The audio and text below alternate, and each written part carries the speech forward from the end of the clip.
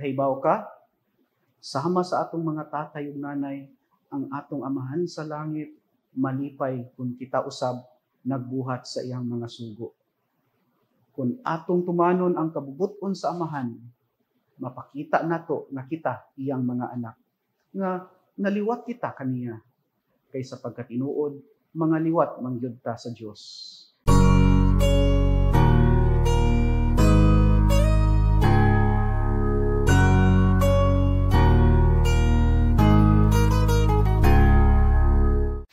Mayong adlaw kaniyong tanan, kini na usab si Padre Sherwell nining inadlaw nga palandong ang pamalandong sa pulong.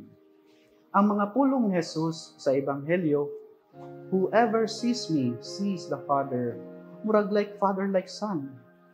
Usually when we hear this expression like father like son, pasabot ana ang anak liwat kaayo sa tatay. Ang hitsura sa anak parehas kaayo sa amahan, or like mother like daughter. Ang anak liwat kaayo sa inahan, or like daughter like father. Kung aduna gani bagong natawo sa nga bata diha sa pamilya, mangutana dayon kita, asa man ni siya naliwat? Apan more than the physical features, masunod pud unta nato ang mga maayong Kristohanong kinaiya sa ginikanan. Ang pagka-mapaubsano ni tatay nasunod sa anak, ang pagka-maluluyon sa inahan nasunod sa anak, ang pagka-maampuon ni lola o ni lolo nasunod sa apo. Mao sigurong mihangyo si Felipe, Ginoo, ipakita ka namo ang amahan, tungod kay gusto nila nga makahibaw diin si Jesus naliwat.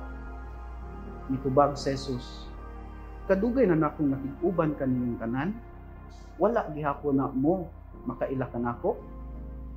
Whoever sees me sees the Father. Daw nagpadayag si Jesus nga siya ug ang amahan usara. Tuuhin ninyo nga ako anaa sa amahan ug ang amahan ania kanako.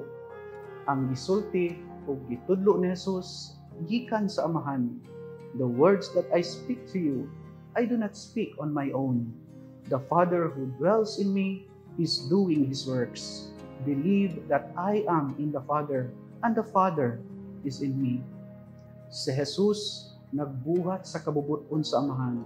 It's like the picture of the Father is not just in the physical appearance, but also in the words and in deeds.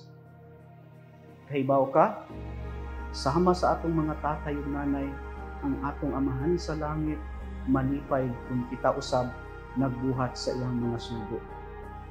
Kung atong tumanon ang kabubuton sa amahan, mapakita nato na kita iyang mga anak, nga naliwat kita kaniya, kay sapagkat tinuod, mga liwat mangyud ta sa Dios.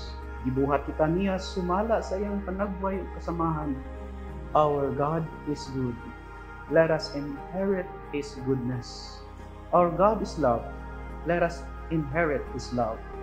Let us make Him proud, following His will. In Jesus' name, Amen.